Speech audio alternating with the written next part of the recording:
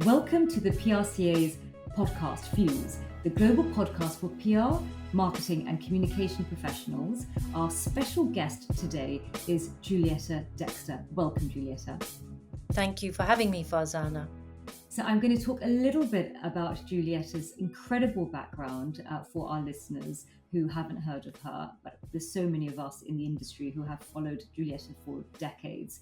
At the age of 26, Julietta set up the communication store, TCS, one of the leading strategic brand development and communication partners to the world's best brands.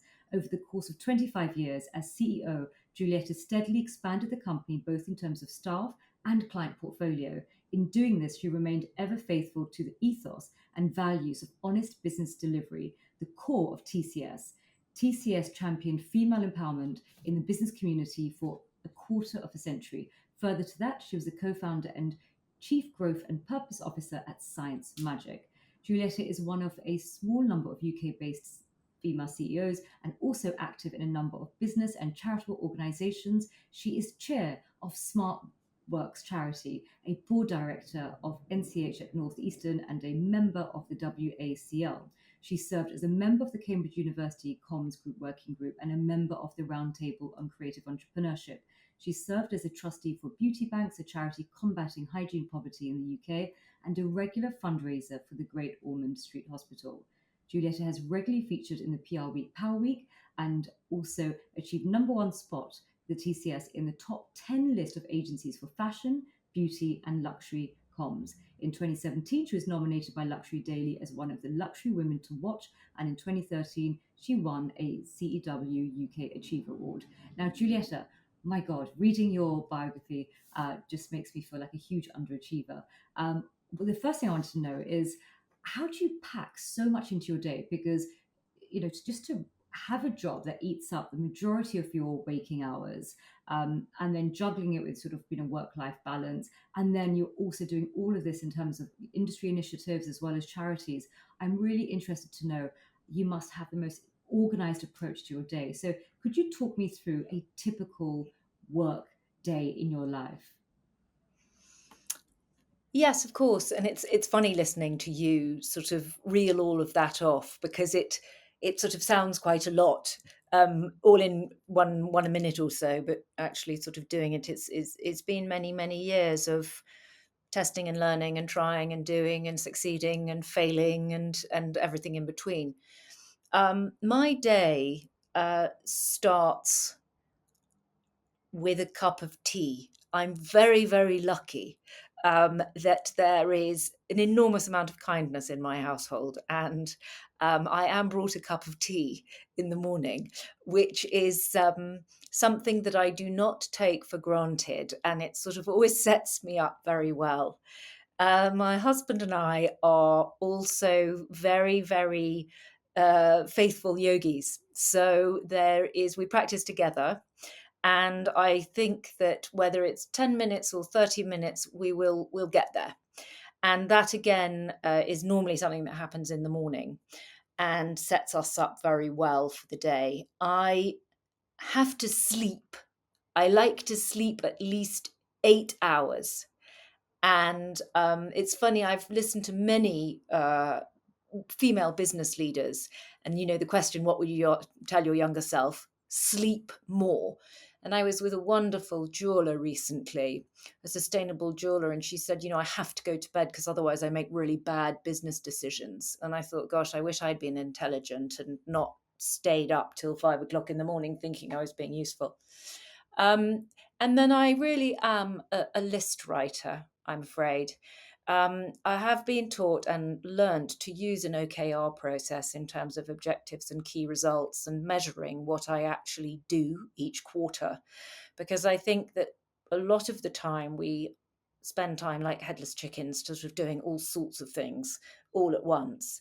And then you get to the end of the quarter and you think, gosh, did I not do that because I was so busy being distracted by something else? So I think that the rigor and the discipline of learning how to figure out in the next 3 months, what are the 4 things that you're going to be doing that are really going to move the needle and make some impact that you can measure, that has been a very helpful discipline. And, as a person, people say that I'm very, very disciplined. I definitely believe in delayed gratification to the point that I quite seldom get to the gratification.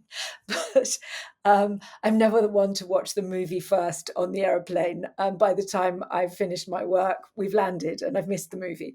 But I think that the truth of the matter is that I just love what I do, and I always have. So whilst, yes, it is work, and it's hard days and good days, I love it. And I feel incredibly fortunate to have had the opportunities and experiences and getting to know people that if I didn't have this career, I would not know. And they have enormously enriched my experience on this planet. And your rigor and discipline that you bring to your business and your charity work in terms of setting quarterly OKRs and so forth, do you also apply that to sort of other elements of your life, like your health and your well-being and your social life and so forth? Or is it, do you just use those lenses really for sort of business and the charitable work that you do? So are you disciplined in all aspects? Yeah, I think I am, but I hope without sort of being boring. But I'm very sort of disciplined about my diet. I'm quite disciplined about exercise, time with friends, time with family. I've also got a brain that can divert itself completely. I've always been the person that if I've got 13 meetings in a day, I can just switch off from what I was doing before and give myself completely to what is now and what is present. Um, and again, I feel very comfortable that way. I'm not sort of depleting myself. I feel very happy, and I will sort of look at my diary and say, well, how many times have I actually had a nice dinner with a friend, this month? So I think it is probably everywhere in my life. And where does it come from? Um, I've learned a lot from how people waste a lot of time. The busier you are, the more honed the machine gets, right? So if you give me two things to do today, I might not do them. But if you give me 20, we'll probably crack through the whole lot and we'll be fine. And that will feel like a day well spent. I was also, without getting overly personal, told quite often as a sort of, I suppose, quite ambitious young person at school that I couldn't and that I shouldn't try and that I wasn't sort of that caliber. And a wonderful coach and mentor to me, Liz Villani, said to me that part of my value set is competitive rebellion. So all you have to do is tell me that it's probably not possible, and I'll find the way. That's fantastic. So actually, whoever made those comments to you earlier in your life actually set the perfect environment for you to flourish and to thrive. So I wanted to know a little bit about, people in PR. They often cite issues around well-being because our work is very sort of deadline driven. There's a number of our results that are outside of our control, especially if you're working in media relations. Events in itself, incredibly stressful. And so people also cite that having to keep up with the news constantly. And the news has a tendency to focus on the negative because that's the way our brains are wired for horizon scanning.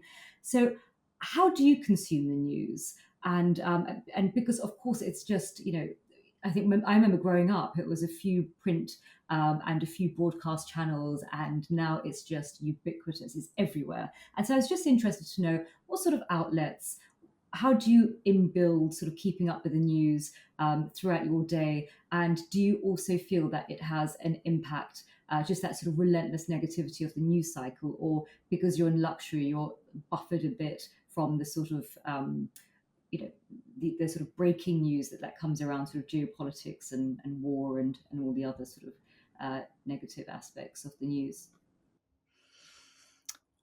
I think it's a really interesting question. And, in my sort of angry mind, I feel the media is so responsible for so much. And I find that very, very difficult philosophically to be at peace with.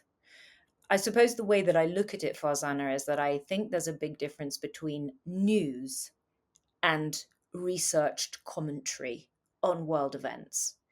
So, to answer a specific question, I do look at the BBC podcast when I wake every morning. And to be honest with you, find it quite unfulfilling. And in a world of fake news, and having done quite a lot of work recently in Saudi Arabia, I know that what we are being fed is very different in whatever part of the world that you come from or are consuming media in, which I find deeply disturbing. And so much hatred in the world is driven by ignorance and lack of knowledge. And so that really sort of stresses me out. So to me, a sort of news feed is the BBC. I look at the New York Times online as well to see a different perspective. Um, and then I read the FT every weekend because there are various people, to your point about well-being and women at work, that I really want to know what their thoughts are. So to me, that Saturday media consumption is more about thinking of, I don't know, Gillian Tett or Camilla Long and people like that. And so what are they thinking about what's going on in the world? And I find that much more enriching and sort of something that I can cope with better, if you like. As humans, we are iniquitous and we're much more interested in tragedy and crisis than we are in wonderful, lovely, happy stories. And that's really what the media industry has fed itself off. But I do also look at things like Atmos. I do look at things like Nat Geo because it does give you, actually, National Geographic, together with NASA, has got two of the greatest social media followings in the world, which gives me real hope that people are, in the end, interested in the wonderment of this planet. And that sort of balances me out, if you like, in terms of, God, I don't think I can cope with this anymore. And then realizing that there are some extraordinary and wonderful people in the world doing amazing things. That's so lovely actually, because it's reminded me that I used to love subscribing to the National Geographic, and just the visuals themselves were just so inspiring. And I think I'm going to actually go on their Instagram and start following them. Have a look at Atmos as well, Farzana, because it's just a celebration of the luck and the fortune that we have. And so I find that great and very helpful. And then I do read, and I have Audible, and I listen to books. And then I enjoy podcasts, the Rory Stewart and Alistair Campbell podcast. I will listen to that.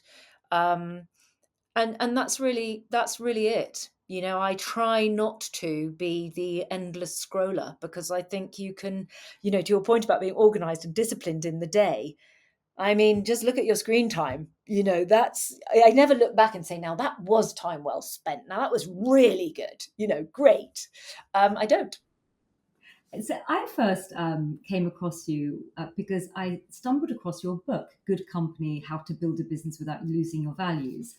And what I wanted to know before we go into into the start of your career and all of the incredible work that you've done, I wanted to know, do you have like an overarching philosophy on life in terms of your mission for work? Because a lot of the work that you do, be it your charity work, the book that you've written, your approach to work, it's really embedded in a set of values, giving back, across multiple different sort of charities, and quite wide-ranging charities as well. So from children to women and so forth. And I just wanted to know, do you have this sort of overarching mission in life that you feel that your work has given you the ability to? You mentioned obviously earlier that the work has enabled you to connect and meet the most incredible people and work alongside people. But have you ever had this overarching sort of mission? I think the Japanese, they call it the ikigai, where your sort of purpose and your profession meet. I think that there are a number of answers to your question. First of all, I think I was brought up um, in a very, very fortunate environment. And I think one thing I always say to people is never, ever apologize for where you're born, because you cannot be responsible for that. And I feel that in the world, hopefully an increasingly diverse and equitable and inclusive world, that I've been very fortunate.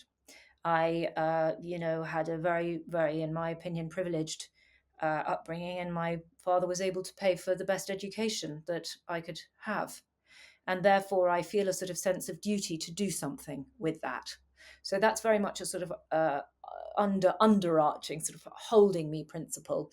When I started the communications store, one does think hard about one's market circumstances. Sort of what's going on in the world, and how should I respond and react to that. And as you may have read in Good Company, I was rather sort of terrified actually by the sort of toxic business culture that I found when I left university. And I thought, this isn't for me. This is not who I am as a person. The sort of dog eat dog. I'm going to get to the top of the corporate ladder at all costs. And if I have to sort of, lose a few people along the way, that's fine with me. It wasn't fine with me. And again, I think in the book, I talk about my father's career, which was at a very different time in business history. But he was deeply loved as a leader, and he cared deeply about his staff. And I think that that has very much rubbed off on me. And I set up some values for myself. And this might sound sort of rather egotistical, actually, but I think it's not only how you do something, but how you behave. Like, I'm assuming that a banker knows how to run a bank or run an account. What makes the difference there? You hope that a dentist knows how to do their job when you go and sit in the chair, but it's how they behave, it's how they interact. So when I wrote my business plans for the communication store, one was a financial model in terms of what I thought this company was going to do, and the other was a cultural one. And I wanted to try to be clever, to try to be considerate, to try to be considered. It was the beginning of social media and digital communications, and people were just firing things off without thinking about them twice. And then maybe also to be countercultural. Just because everybody else in business seemed to be behaving in one way, did I have to do that against my own value set, or could I actually try and be myself? I have a very, very strong feeling, Farzana, that business has to become a greater force for good in the world. I think that the political communities are in disarray. And if they're getting their house in order, it's going to take time. NGOs and charities are very, very powerful. And because of government, they are needed so much. But private sector and businesses that are successful and I enhance and make money really can be a force for good and a force for change. And I see that daily at the charity SmartWorks. I wanted to just sort of bring in a conversation that I had with a friend of mine called Simon Enright. And he was talking about something that you've just mentioned, how you have the business sector and the charity sector, and how, in a way, they're sort of merging into each other. So before they were sort of very binary, charity focused on sort of doing good work, purpose driven, and businesses on the bottom line. And then with stakeholder capitalism, they started merging, where businesses started thinking about CSR and ESG and their sort of footprint, and then charities started having the rigor of impact and not just give us your money and we'll spend it well, but actually having much more sort of demanding from stakeholders and donors, and mainly because you had also a lot of business people like Bill Gates and so forth sort of go from business and setting up their own philanthropic platforms.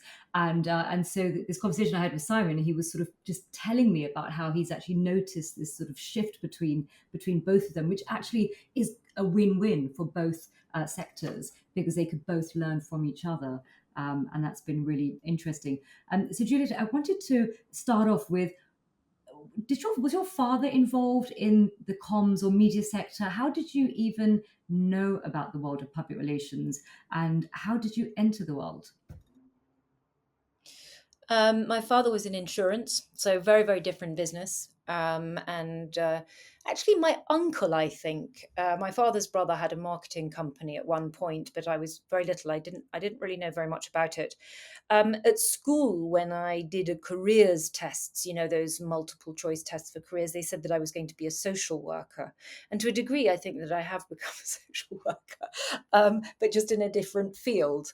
Again, I care deeply about people. And if I want to build somebody's brand and really help them build a business, I will do that with, I hope, passion, care, humility, strength, and wisdom.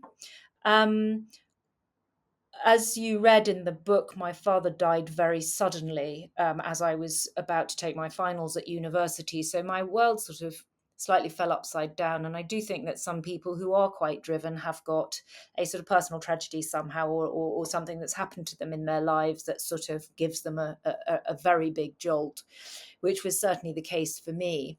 And I decided that I wanted to save the world because in my grief, I think that was, so really I was going to point towards the charitable sector. And I got my first role at the English Speaking Union, which is a charity that fosters good relationships between the UK and the US. Wonderful charity. And I was very lucky to have a fantastic boss who taught me a lot. He was the marketing manager there. And I was very, very lucky to be the administrator of a very illustrious board of trustees, which I was sort of doing the secretarial duties for. And there were three people on that board, one of whom was the publishing director at Hearst, National Magazines as it was at the time. Another one was a very wealthy philanthropist, and another one was part of the Chanel family. And they said to me, what are you doing here? You can speak languages. You are a multitasker. It's clear that you are an all-rounder, which I think is what a career in PR requires. You should get out there and have a career. And then you can build a business network to draw from to be able to do good. Because at the moment, right at the beginning of your career, you're going to find it very hard to raise funds yourself. So our advice is go out, have a business career. And then, in a way, it's what's happened exactly, Farzana, is that now as chair of SmartWorks, I can use my business experience and network and contacts to help the clients that we look after at SmartWorks. And back to your friend's point, I think he and I are very aligned that I believe that in a professional life, everybody should have a voluntary role and a paid role. And yes, as you said, CSR is certainly C-suite agenda discussion and agenda points. I went to a lunch recently in New York that was sort of, power entrepreneurial women. And everybody went round the table and introduced themselves. And everybody started by introducing their voluntary role before their paid role. And, 10 or 15 years ago, you would have sat at that lunch and said how rich and powerful you were and how successful and how many private planes you had. That is not the case so much anymore. And actually, with my own daughters who are in the workplace, we talk a lot about giving back, even if it's just a tiny thing, even if it's an hour of your week, you can start somewhere. Yeah, absolutely. I agree. I think it's so enriching to volunteer, and it's incredible also because I started volunteering in my 20s, and one of the unintended consequences of volunteering is you actually meet people from completely different walks of life and just expands your horizons. And I just think it pays back in ways that you would never have even imagined. And it really is. I agree. It's definitely, my daughter's doing her internship next week actually at a charity, so I'm really excited about that. Wonderful. So you set up your first business when you were 25, and for some of our listeners, who are thinking, should I set up, my own agency or, my own consulting firm? What advice would you give them? Obviously, at the age of 25, that's really incredible. But there's people thinking about setting up businesses in their 30s, 40s, 50s. So what advice would you give for those people who are thinking, should I stay with my job or should I go out there and set something up? Well, you know, when you're younger, you are much more naive and much more open to risk, and you're much more ignorant, so you don't know really what the possible pitfalls could be. I mean, I would say at the moment, as we were chatting about earlier, Farzana, is that I think this is one of the most difficult, or if not the most difficult economic climate that we've ever been in, I've ever been in my age group. And I'm finding that really, really challenging. Agency world, I think, is challenged at the moment, and across many sectors there are lots of redundancies, lots of company closures, liquidations, etc. And that's all very, very, very difficult. So part of me is like, if you've got a job, stick it out because you've got some safety and security there, which I think is very, very valuable. I suppose another piece of advice that I would give is, if you really, really, really, really, really want it, go for it. And I think that my sort of desire and ambition was cultural. It was, surely this is the most incredible world of PR and comms and brands and fashion and beauty and goodness knows what. But surely you can do this in a place where people feel valued and appreciated and loved, frankly. And so that was really my sort of, I don't think anything could have stopped me doing that. Even if I failed, it didn't matter. I had a wonderful conversation once with the singer Lulu, and Lulu, she's been singing since she was a young preteen girl. And she's been very popular and not so popular. And she's been a national treasure and she's been all of these things. And I asked her the question once and she just said, Juliet, if I didn't sing, I'd die. There's no point me being here. And I think that if you've got that type of passion for something, you should do it. It's vocational. And the other thing that I would say, two things, if I may, Farzana, is one is, please don't just start something up. And I think a lot of people get very excited about the launch, and I'm going to set up a business and I'm going to do that. As I tell all clients, that's the easy bit. Let's not worry about the launch. Don't lose any sleep or get too exhausted by the launch, because that's the easy part. We can all do that. It's like 25 years later, are you still going? And have you still got the fire? And as I said to our CEO at SmartWorks just before this call, I said, Tiff, we're at the beginning of our careers. It's now. This is the beginning. That was just a practice. Retirement and pension ages are going to be pushed further and further out. This is our time. We've got some real knowledge now. And we will talk about female empowerment in the workplace, but I genuinely believe that we've got a lot to contribute to the economy now. And so I think the final point that I wanted to make is, actually economic crisis is a very, very good moment to start businesses. And as you said earlier, Farzana, you can disrupt, you can innovate, you can push against something that hasn't been working and maybe hasn't been working for a long time. So if you have genuinely got an idea that is truly useful to the world or to who you're trying to sell to, I would go for it. Brilliant advice. One of the incredible analogies you shared with me during an early conversation was about the way that you look at leadership. And you look at it in terms of not that sort of traditional hierarchical sense, but leadership is, if you imagine a company, an organization is a little bit like a tree, and the leaders are the roots, and their job is to bring in all the nutrients and everything that they need so that the trees, so that the branches and the tiniest leaf has everything it needs to thrive. And I thought that was such a beautiful analogy and such a sharp differentiation from that hierarchical sort of command and control, because a lot of, I think, organizational structures were sort of built upon military structures in the early years, and just that shift from culture. Now, what I wanted to ask, when you set up your first business when you were 25 and you talked about rebellion and you talked about how culture was so important, was it a sort of a creative expression to set up a culture that you felt was definitely not the norm at the time, and you wanted to see if it would work, if you could still have a successful organization where people are treated as human beings, and in a culture where you could thrive and you felt as if there are other people out there who were looking for a similar cultural space to work in? Yes, is the answer. And 1995 is a long time ago. And I would sit with people and say, really, today, what you would describe as an ED&I strategy for a business. And people would laugh at me and say that I was a white, posh, blonde girl, and what did I know about anything?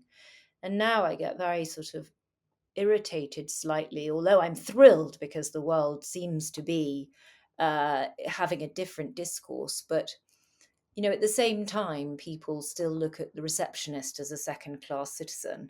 And now, of course, we are deeply worried about diversity and equity in the workplace of people of color, of different genders, of different sexuality, and certain ethnic minorities, etc.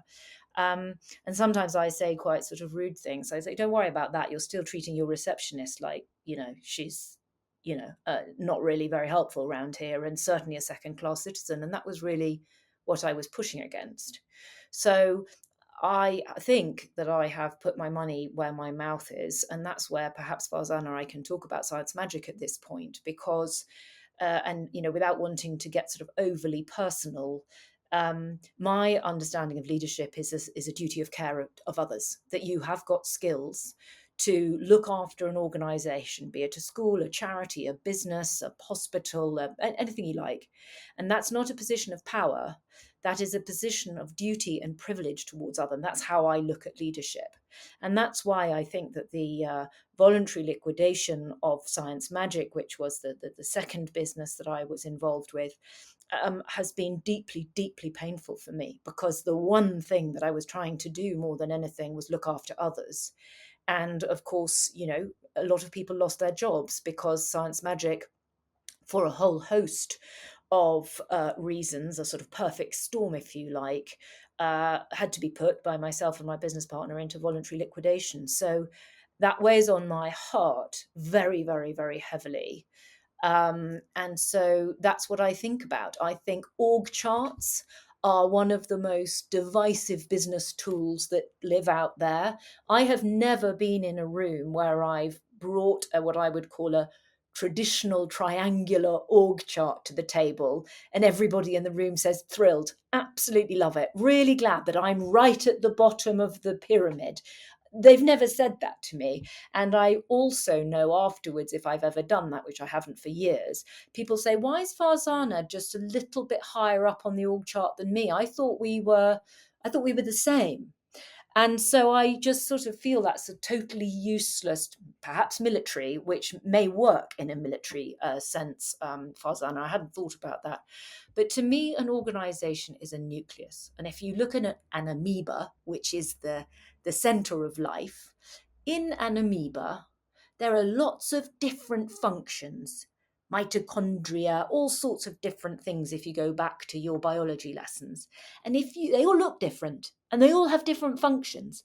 But if you remove just one of them, the amoeba dies. And that's how I think about the tree of an organization. That's a living, breathing, constantly evolving being, if you like, and that really the directors, the board, the C-suite should be the roots of the tree, holding it up. The trunk is the values of who you are as human beings and what you stand for, irrespective of your diversity. And then the leaves are the talent of tomorrow, that you are very busy nurturing and growing and leading. And guess what? It's cyclical. The leaves fall and feed the roots. And that's how I think about things. Many things are round for me, Farzana, not very angular. I absolutely, absolutely love that energy. The other thing I wanted to ask is just picking pieces from your incredible career. You also expanded to the US, and I just spent a few weeks there on holiday, and it's funny, the UK and the US, because you sort of imagine the US to be quite similar to the UK because we speak the same language and we've got some similar cultural reference points. But my God, there is a huge difference, not only within the US, but between obviously UK and US. And I just wanted to ask, when you set up a business in the US, how did you navigate those sort of cultural differences? Or did you find actually it was very similar to working in the UK? I think there are some hard and fast learned rules. And I always think when I'm doing a podcast like this, am I being useful to people? Like, there's only one reason to do this, is like, if I've had knowledge that you don't have to make the same mistakes as me, then great, let's do it. Never open a business in the US without an American being very, very, very senior and leading the business. Only go to America as a UK business if you've got client work that needs to take you there and wants you there. Be incredibly unarrogant about why you're there. I think that perhaps my younger self had stars in my eyes about, oh yes, and I'm going to open a business in America as well. And that was sort of naive ambition more than anything else. And then I think, the other rules are, you probably have to go out there and be there yourself. And again, as an entrepreneur, you could argue that maybe you're not the right person to open the business in the US, right? And maybe the services are going to be different. And maybe you cannot mandate the way that you've, started your business, particularly as a sort of small to mid-size independent agency. You have to flex, and you have to listen, and you have to learn. The wonderful side of it for me, and I've always said this about myself, I'm committed to a life of learning. My horizons widened enormously by learning how to do business in the US. And I think that that's been very, very helpful to have greater context outside of a purely UK or European viewpoint. So, absolutely no regrets, learnt so much and had a fantastic time along the way. And actually, now the only thing that I would also say is that the way that I did it, like, bricks and mortar, need an office, got to do this, the sort of traditional way, it's over. It's over. Now, I can spend, I think I've been to the States 3 times, 4 times this year, and I'm working with clients more globally. I don't have to have an office. I don't, you can just operate in a much freer way. And as I was talking to this chief executive of a big agency group, and he's like, look, if you want an office in Milan, Julietta, tomorrow, not a problem. Like, there's a desk, we're incorporated, go. It's fine. It's not what I thought was like, I've got to save over £1 million worth of money to make sure that I can, put a lot of resource and money into. It is great in a way because actually it became one positive outcome of the COVID era is it became acceptable for remote working, hybrid working, and to do business internationally, never having met your clients, and start the whole from winning the account to servicing the account and never meeting in person. And so I think it really does bring a lot of opportunity for those who want to set up alternative businesses or in other markets, but not necessarily go down the bricks and mortar because the lower barriers to costs such as setting up a physical office is actually culturally it's no longer the norm, which is wonderful. You mentioned earlier about diversity, equity, inclusion, and what struck me, having followed your career for since I've entered into the industry about 14 years ago, is I personally thought you were quite ahead of your time, where what you were discussing about sort of culture, and you were really, in essence, talking about inclusion for people to feel very safe, secure, very values-led organization rather than just looking at growth for the sake of growth. And what's happened is almost as if sort of culture has caught up with what you were espousing decades ago.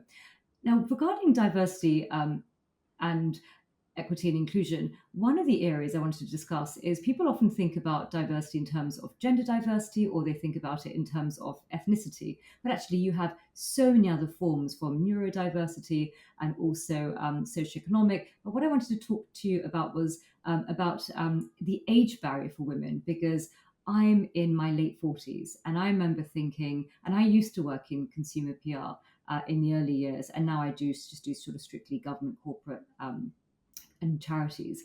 And I remember thinking, God, should I move from consumer PR, and should I move into another sector where I would not be perceived as too old for that sector? And I remember having that kind of conversation with myself about when I was in my 30s, because I was sort of trying to future proof my career, and I was sort of consciously aware that there was age discrimination. And I don't know why, but I felt it was more in consumer and not in these other sectors.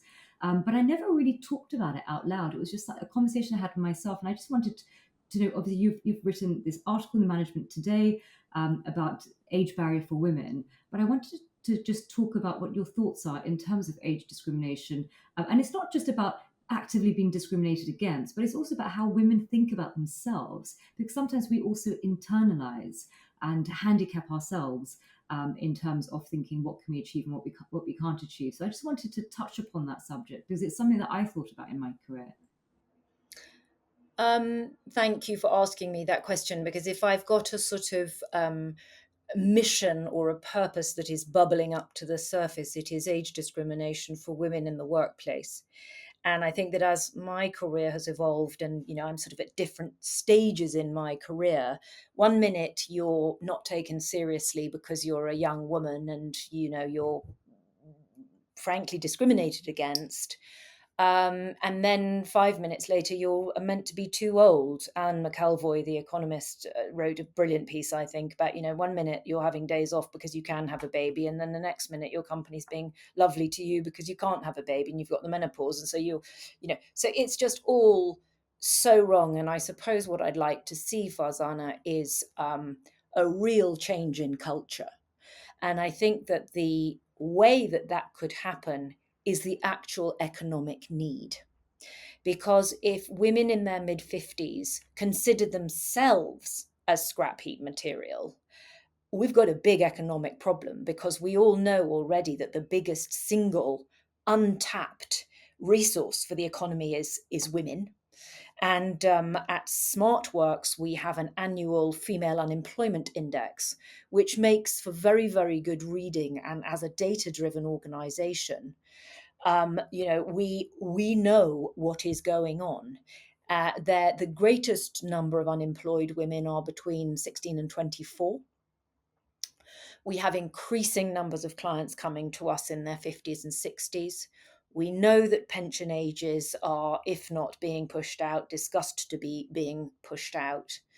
And again, I sort of feel that when the liquidation of Science Magic happened, a number of young women, particularly, and men, asked me if I was going to retire.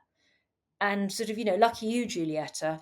And I sort of looked at myself in the mirror and thought, gosh, if that's what I'm projecting, that's a bit of a worry. I then spoke to one of the people that I wrote about in the book, Gail Federici, who was co-founder of the John Frieda brands, and then Color Wow, another hugely successful consumer brand. And she said to me that she started Color Wow in her mid 60s. And that gave me so much confidence. And there is a rare breed of woman. Think of Diane von Furstenberg. Nobody's ever thought for a minute that Diane von Furstenberg was sort of not fashion anymore. And I think that I'm very inspired by that type of idea of chapters in your life, that you have to learn and grow and fight differently in every single different decade of your life, if you like. And a gentleman, professional peer of mine said, I'm being asked to, chair a lot of things and be Ned of lots of things. And as I get older, I seem to earn more money. Yeah, thanks for that. So I feel quite fiery about this. And I think that I'm extremely fortunate chairing SmartWorks that we do have a voice for unemployed women. And honestly, Farzana, I was talking to one of our clients recently from the Midlands, and she said she'd been to 3 job interviews and she'd been asked, A, how old she was, and B, whether she was a carer at home. Now, as far as you and I are concerned, that's illegal, but that is behaviour that is alive and well and happening. And so I really hope that the economic pressure will create change. And I'm delighted to say that Liz Kendall came to our centre in Leeds to announce her strategy. And Rachel Reeves has supported us at SmartWorks as well. So I'm hopeful and fire in my belly. And just for our listeners, so what's been incredible about Julietta's journey is she set up the communication store, expanded to the US, and then Science Magic, and then Julieta's focus at the moment is SmartWorks. Can you give us some context around SmartWorks? What does it do? How long have you been involved in it? What's your vision for SmartWorks? So SmartWorks was founded by my predecessor, Jules Hughes Hallett, 10 years ago. And SmartWorks does two things, and I think that SmartWorks does them very, very well. We dress uh, women for interviews, and we give them coaching for interviews. So we have 11 centres around the country.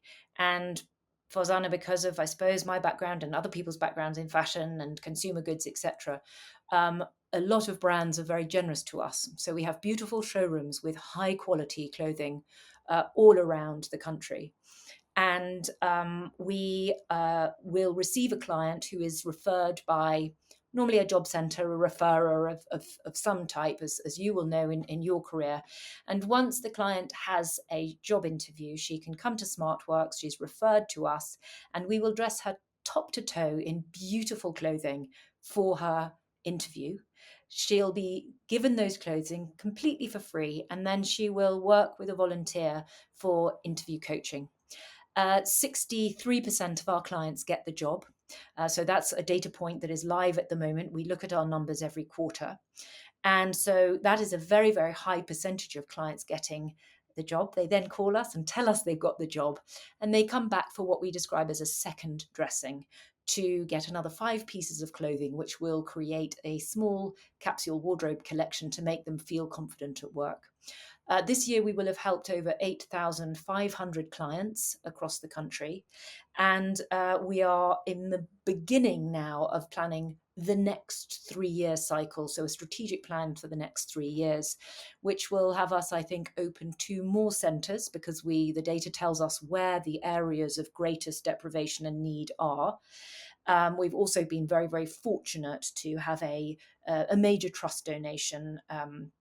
So that is around a centre in Bristol. So we will be opening a centre in Bristol soon, helped by the Rousing Trust to give us the funds to do that. And we will go to being a sort of £5 million charity, and we will be helping 10,000 women in our country every year from 2025. That's absolutely extraordinary. And for people who want to find out a bit more about it, they just Google it and everything's on the website, and including ways of support.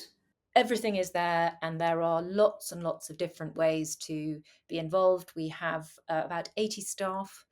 We have about 700 volunteers. We have 6 boards of trustees across the country, and 8,500 clients. And so we're on a mission. We're a very, very vibrant and, frankly, I think, caring and wonderful community. I mean, it's an absolute pleasure to put my SmartWorks hat on at any time or point. And one really does see, because you see the clients in front of you every day in our centres around the country. You see them go from being crestfallen and shoulders down and punched backs to, yeah, I can do it. Shoulders back. I'm going to do this. And I've got this community around me who believes in me and that can help me get there. And that magic moment when a woman sees herself in decent clothing is very, very, very powerful and gives the belief and the confidence to, gain independence and get a job and be there for herself. So it's a fantastic organization, and there are so many ways on the website to be involved. I've noticed, just following your career for as long as I have, that the supporting women is not a new chapter in your life. It's something that you've been doing from from the beginning. So you also were involved with women supporting women with the Prince's Trust, being an ambassador, the WACL, which is the Women in Advertising and Communication Leadership, as a member as well as a mentor. I just wanted to ask that you obviously, as a female founder from the age of 25, and there's a lot of conversation around the lack of female founders, not only in the PR industry, but across sectors. What would you say are the main reasons why there's such a gender disparity in terms of female founders? And importantly, female founders who have managed to scale their businesses to the level that you have scaled? I think it's a change of culture, Farzana. You know, I'm the youngest of three girls, and there really was no discussion about my sisters ever going to university. So, you know, I think it's again, it's where you're born and when you're born gives opportunities or frankly lack of. Um, I suppose one reason why I feel so strongly about it was because there weren't that many mentors for me. And now I spend quite a lot of my time mentoring young women and men um, because I wish there'd been that for me. And I suppose that starting my own business, I found a letter that I wrote to my mother the other day saying, "Hey, I've got an amazing idea. I've left my job and I'm going to start a business." And her letter to me was, "No, please don't do that because you have no idea what you're doing." And so that was culturally, you know, what she knew. And I suppose that I want to sort of trailblaze and be there for younger people, not because I'm older and wiser, but because I know things that they don't know, and vice versa. And if I can help people to not, frankly, I always talk about myself as the tortoise and the hare, you know, of having been the tortoise for a very long time and help people get there a little bit more quickly, um, you know, that's an enormous privilege, and I just enjoy doing that. And you're the chair of SmartWorks, and you sit on a number of different boards. There's also gender disparity with women on boards. Is there anything that you could signpost listeners who are women or those who wish to support women that they know? Because I often get women who approach me and say that they would like to get on a board, but they just don't know how to start and where to go and what to do, and it feels like a closed shop type of arrangement. So I sort of signposted them to a new role website where they can sign up. You've also got the Women on Boards organization. Apart from sort of joining these organizations, what other advice would you give to those people who have never had the opportunity to serve on a board, be it voluntary or a commercial organization, because you've been so successful at getting on so many boards? And what advice would you give to women who are listening who also want to get on boards, but they just don't know where to start, how to do it, what do they need to do? Do they need to sit on any? Do they need to do the course at the Institute of Directors or the FT, or what's your take on that? Um, well, I think one thing that I've always tried to stand by really, really firmly is that I don't go and sit on a board because I'm a woman. So when I started this part of my career, I was like, what am I actually good at? And what could I really contribute to an organization? That's why I felt very lucky that I was approached for SmartWorks, because I believe genuinely that my professional skills could be helpful to that organization and therefore 8,500 women. So this is a bullseye for me in terms of, oh no, the skills that I've learned could really help here. So I have sat with myself and said, okay, what am I good at? And when I am approached, I think very, very hard, not about my gender, but about whether I really can contribute and deliver. That's the first thing. The second thing is that to your point, Farzana, there's a huge amount of lack of education and knowledge on what it actually means to be a trustee and what your responsibilities are and what the governance is about that. And I think, you know, without wanting to be disrespectful or critical, I think in some boards it's a little bit of a sort of badge. Oh, I'm a trustee. And, you know, you might read the papers, you might not, and turn up for a board meeting once a quarter, and that's it. I don't think that's what this is about, and I don't think that's nor should it be about that ever. And I think that some trustees have come a cropper in that way by having that attitude. So one thing we're trialing at SmartWorks is a sort of shadow trustee of younger trustees to bring them on a journey with us, so they will, you know, have access to everything that trustees have access to, but don't necessarily immediately have to, you know, have the full responsibilities of being a trustee, which can be quite onerous. And I'm very excited to see how that is, because again, I wish I'd had that. You know, I always remember thinking, gosh, one day maybe I'll be a trustee, and then one day you might be a trustee, and cripes, I hope I know how to do it, because, you know, you haven't had that experience. I hope other boards will do that as well, to encourage younger trustees to have a shadowing role so that they can learn on the job, so to speak. I think the FT has got really good courses. I really do. I've also been very, very admiring of Harvard Business School for summer courses. Clearly, those are a little bit more in terms of outlay, but I think, again, on your LinkedIn profile, having a Harvard Business School course is extremely helpful. And then, I've been very verbal about the fact that I don't take board roles because I'm a woman. And I will turn that around and say, I'm only going to do it if I think I really can contribute, irrespective of my gender or anything else, frankly.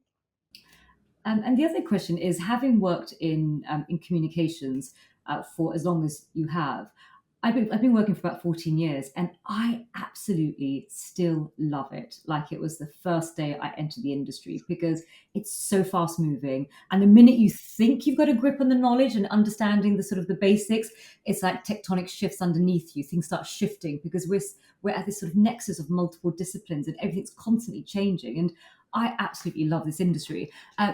Do you still have a passion for the industry?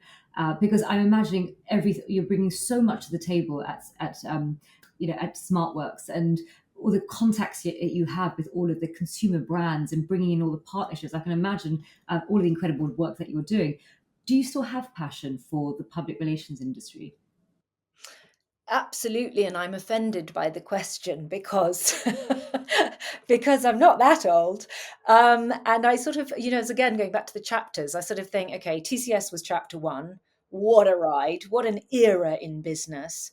Incredible brands, wonderful staff, fantastic clients.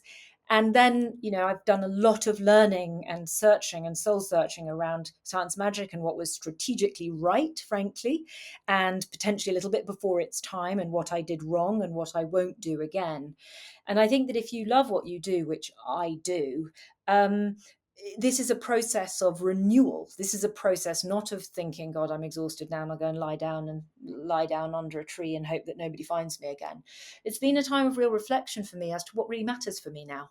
I've had all of that. I mean, I've just been beyond fortunate. What am I going to do with all of that?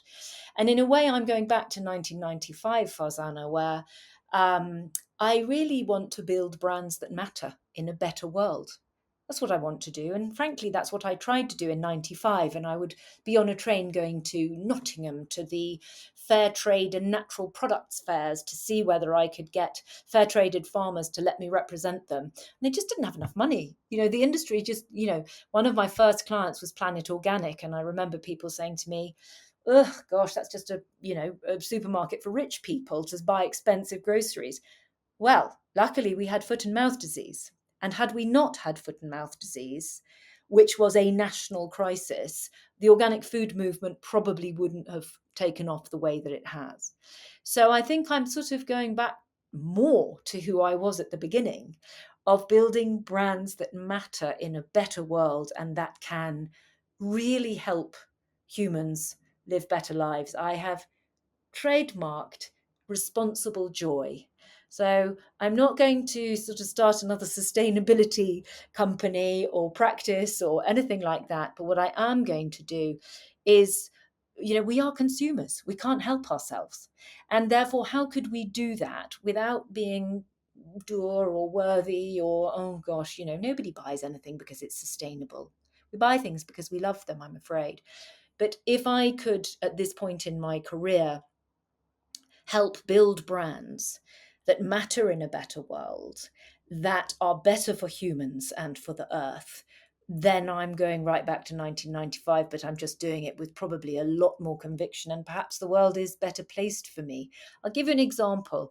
There's a wonderful brand that I'm looking at the moment, which is a functional spirit brand. It's no alcohol. It's really classed as a food supplement, and it tastes delicious. Now, how many times have I gone out in the evening, even in our profession, and thought, I'm going to have a glass of wine, but I really shouldn't, and it will break my sleep and all of those things. But no, I don't want a glass of water. Things like that. Responsible joy tastes fantastic, has got an adaptogenic effect, and that's great. That's real progress. And to me, that's responsible joy.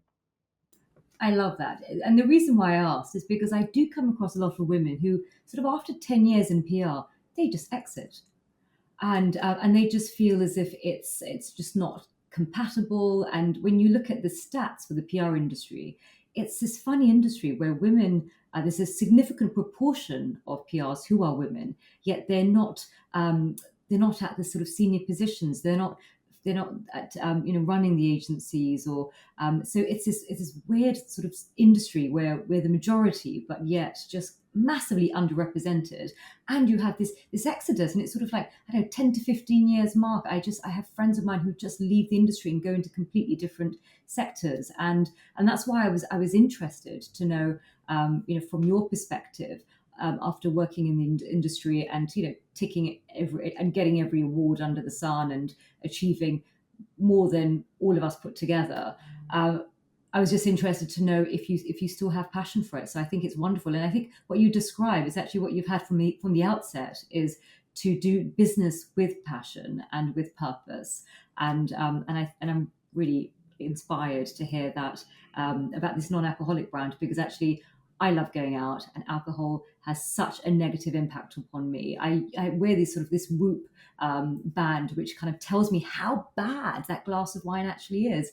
And so when I go to restaurants, the first thing I look for is the non-alcoholic, and they always have one or two lame, virgin Bloody Marys, and that's it. And there's no joy. I mean, apologies for those who love Bloody Marys, but there's just no joy in just tomato juice and some Worcestershire sauce. So I'm really glad that this is something that you're working on. I wanted to also ask, before we get to the closing section, I wanted to ask, what, other than SmartWorks and this other and these other projects that you're working on, what's your vision for your next chapter? Because you talk about your career in terms of chapters, and you have achieved so much, including this incredible book, which is what inspired me to reach out to you. What's your vision for your next chapter? Um, my vision for the next chapter is to help 10,000 women at SmartWorks by 2025, and then keep that going and grow that organization, so that the dream, really, the vision there, Farzana, is that any woman who finds herself, any woman who identifies as a woman who finds herself in a situation, knows, oh, I know SmartWorks. So there's definitely a vision to build SmartWorks into a nationwide brand, so any one of us could think, gosh, I'm in a pickle and I need help, and that it's there and it's top of mind, which it isn't yet at the moment. So that's sort of the first thing. The second thing is that I have a great deal of energy and excitement for building brands that matter in a better world, and I'm figuring out how I'm going to do that. We discussed earlier that agency land is having a really difficult time at the moment, and so I feel a sense of curiosity and openness, and, if you will, even freedom, having had a very, very big payroll for 30 years, of maybe there's a different way of doing this that might be um, more compatible with who I am today and what my own needs are.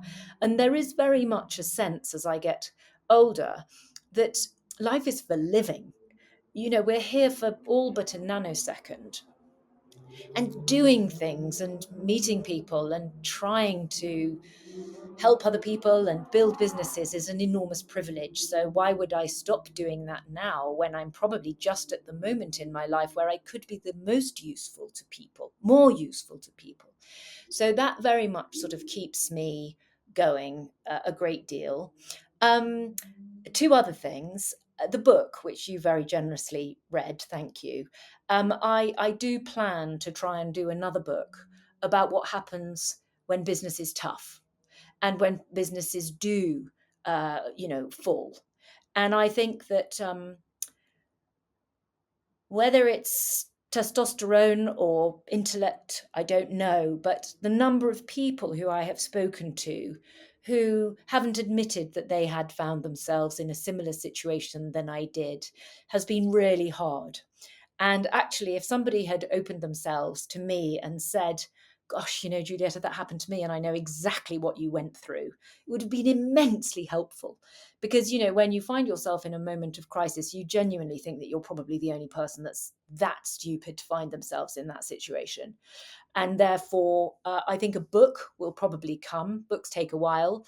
But I know the material and I know what I want to say, purely to help other people if they were to find themselves. I'd much rather be very open and honest about what I've got wrong than what I've got right. And I think that you can learn a great deal more from somebody who might be transparent about their failings, and I would like to be that person.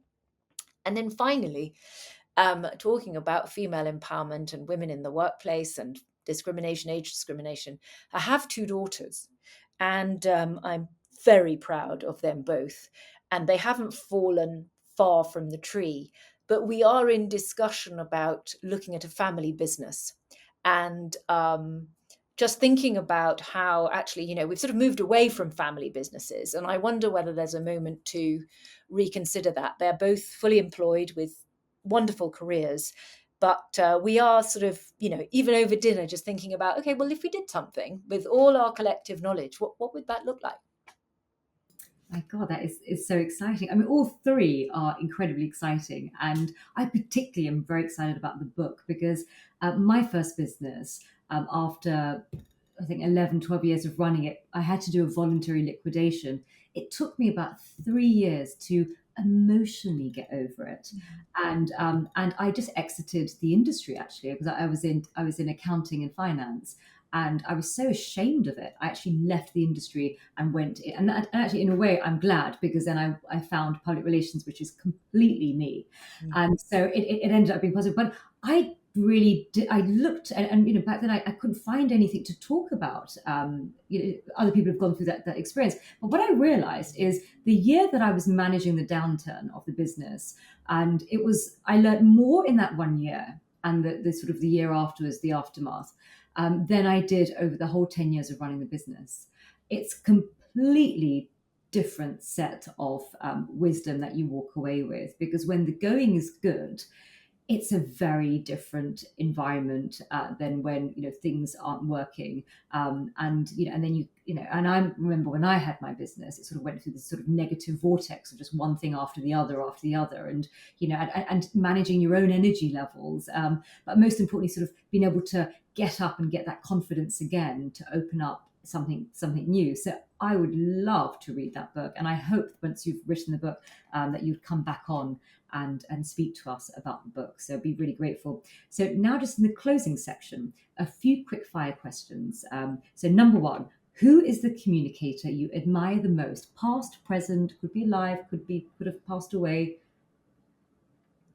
and doesn't have to be a professional PR person. Could be a politician, anybody who you feel really had the gift of communication.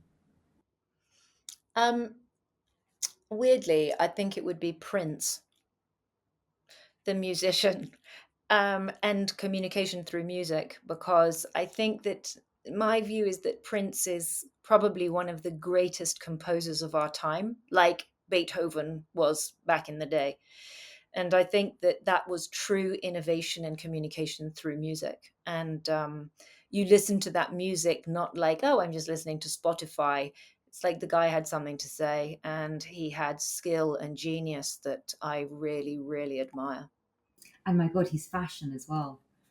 Just everything. I thought incredible. Now, thinkers. What thinkers, so authors, podcasts, poets, philosophers, have had the most impact on you? It could be a book that you've read, and you thought, my God, this is something that has really stayed with you over the years. It could be a poet, philosopher. Has there been any that have really had a profound impact on you in the way that you approach work and life? Yes. Um, I have been very, very lucky to have had close friends who have always shared reading with me. And I've loved that as part of my life. And also, my husband is a great reader. So we have a lot to discuss about what he's reading or what I'm reading. And we very often share paragraphs from each other's books, etc. Um, I really am fascinated by Stoicism. And I believe that the world needs Stoicism right now.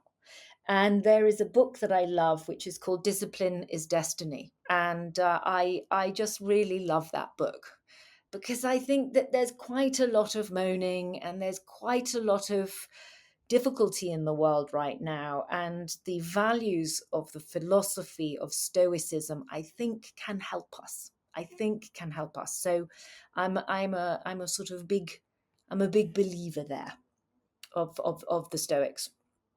And final question: if you were giving advice to, to Julietta coming out of university, what advice would you give her?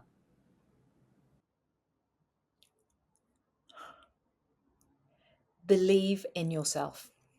Believe in yourself, because again, my coach Liz Villani, who you should meet, Farzana, she's wonderful and she's got the most incredible coaching company. She would always say that you hold yourself back. You hold yourself back, and the phrase that she would always use was unclip your wings. Unclip your wings. And I think that without, I'm terrified of arrogance. I'm frightened of confidence, actually. I'd much rather walk into a room and say, look, I don't know the answer, but I'll try and find it out for you. Because I very often find that the loudest voices in the room actually know the least.